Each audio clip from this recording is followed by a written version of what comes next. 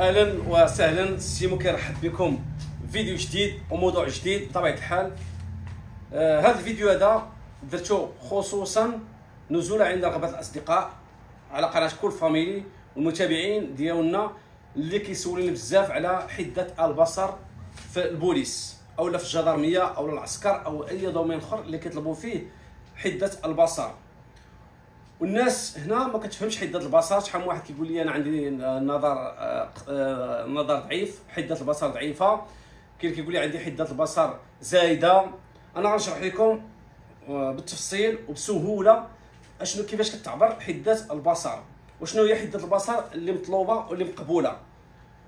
وكنفتح واحد القوس وكنقول الانسان الناس اللي عندهم حده البصر ناقصه او الشوف ناقص بلا ما يعذب راسو يمشي ويضيع الفلوس ويضيع الوقت، راه غادي يقسيوك، راه في النهايه غادي يقسيوك في العبار ديال عن الطبيب ديال العينين، لان العينين راه ما كيتعاتقوش فيهم نهائيا.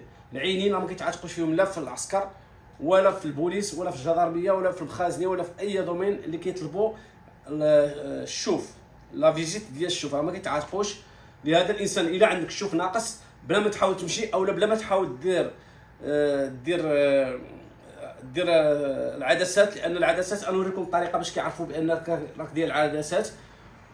ما عدا بالنسبه للعمليه ديال الليزر اللي ما صعيب يعرفوها وتقريبا ما يقدروش يعرفوها، هذه ممكن ديرها الا قدرتي تصلح الحده البصر ديالك، تصلحها راه مزيانه وغتنفعك. بالنسبه للكونكور الاخر ديال البوليس كانوا طالبين حده البصر 15/10 15/10 كحد اقصى، و20 على عفوا 10/15 كحد اقصى، و10/20 كحد ادنى. شكون اللي كبر، واش 10/15 ولا 10/20؟ بطبيعه الحال 10/15 احسن من 10/20. انا غنشرح لكم علاش. هذا سلم الدكتور شنيلين، هيرمان شنيلين، هذا عالم هولندي ديال البصريات، هو اللي حط هذا السلم هذا، وبيه باش كنقيسوا حده البصر عند اي واحد. ملي غتمشي عند الطبيب ديال الشوف غادي يعطيك هاد السلم هذا، وغتوقف على واحد المسافه وغادي يبدا يقول لك قرا الحروف ديال واحد السطر. غتقرا الحروف، الا قريتيهم راه حده البصر ديالك عاديه، ما قريتيهمش كيبدا غادي كيطلع حتى كيوصل لك لهاد الحروف هادو من الاصغر حتى لهاد الحروف. وكاين اللي ما صغر من هاد الشيء هذا، كاين الطابلو اللي فيه صغر من هاد الحروف هادو. المهم من الاصغر حتى الاكبر. وهنا كاين الحده ديال البصر. هنا الحده البصر، الحده البصر كتكون من رقمين، رقم في البسط ورقم في المقام. البسط المقام، البسط المقام. الا لاحظتوا هذا ديال البسط ما كيتغيرش، دائما 10/10/10 اولا هنا 20/20/20/20 اولا اي رقم اخر، المهم ما كيتغيرش، دائما 10/10/10. هذا اللي كيتغير 15 مره 20 مره 10. انا نقول لكم علاش هذا كيتغير وعلاش هذا ثابت. بالنسبه لهذا 10 اولا هذا 20، المعنى ديالها هي المسافه اللي كتوقف بينك وبين هذا الطابلو هذا، مسافه اما 20 قدم او لا 10 متر على حسب الدول. مثلا امريكا كيديروا بالقدم، كيعبروا بالفوت، يعني قدم 20 قدم 30 قدم. القدم هو 30 سنتيم تقريبا، تقريبا ثلث ديال المتر. مثلا الا قلتي مثلا 3 متر، مثلا الا قلتي مثلا 3 ديال الاقدام هي متر، 3 الاقدام هي متر، يعني دائما القدم ثلث ديال المتر. مثلا 12 قدم هي 3 متر. مو ما عليناش باش ما ندخلش معكم في التفاصيل، غنسهل عليكم الاموريه. هنا ملي كيقول لك 15 10/15 حده البصر ديالك 10/15، كيجيك لواحد السطر هو هذا مثلا، هو هذا كيوقفك مثلا على 10 متر اولا 6 متر اولا 4 متر اولا، المهم يكون العبار بالنسبه لجميع المرشحين متساوي. مثلا ناخذ 10 متر وغيقول لك قرا لي هذا السطر هذا. الا قريتي على بعد 10 متر كله عندك حده البصر 15 10/15، يعني انت انسان طبيعي في الشوف ديالك 10/15، يعني مقبول. ما قدرتيش تقراه، ما عرفتيش تقرا الحروف هذو قريتهم غلط، يعني ما كتشوفش هاد الحروف على هاد المسافه هذه، كيطلع لك السطر الثاني. الا قريتيه كتولي عندك 10 على 20. 10 على 20 ردوا البال. العادي 10 على 15 شويه ناقص 10 على 20. اشنو كتعني هذه؟ 10 على 20 و10 على 15.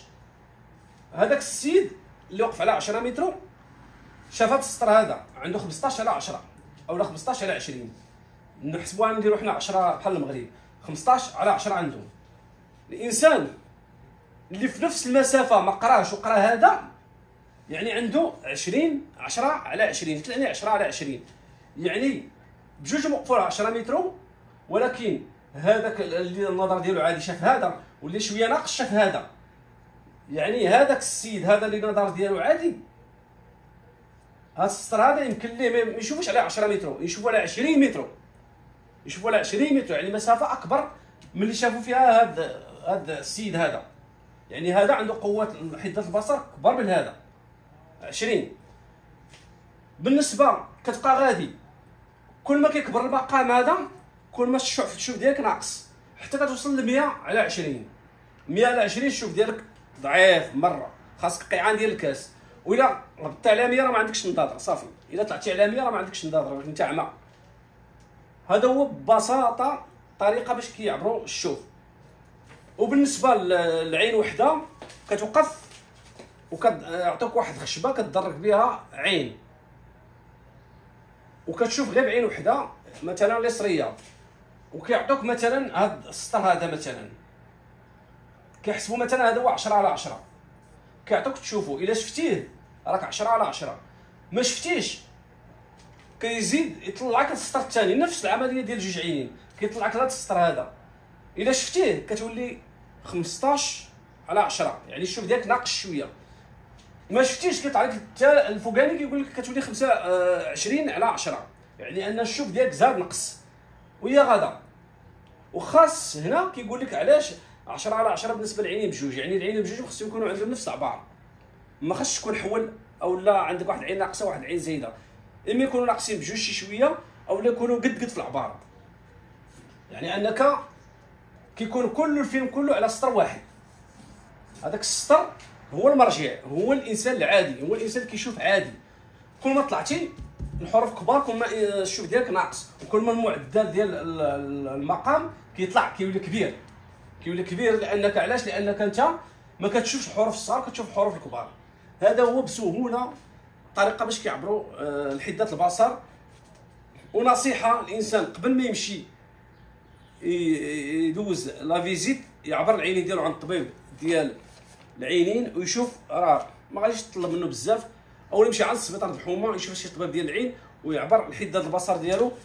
لازم خص تكون عنده حده البصر 15 على 10 او لا 20 10 على 15 او لا 10 على 20 10 على 15 او لا 10 على 20 على الاقل 10 على 20. هذا هو بسهوله كيفاش كيعبروا عند الطبيب ديال العينين الفحص ديال العينين. هذا هو الطريقه اللي يعني بطريقه مبسطه او شرح مبسط واي واحد غيفهمه. وكما قلت لكم انا كنأكد اللي عنده البصر الشوف ضعيف بلا ما يحتاج يمشي بلا ما يعذب راسو، لانه راه ما غيقبلوكش، والله ما يقبلوك. لان علاش؟ لان البصر ما كيتعاتقوش فيه. هادشي اللي كاين.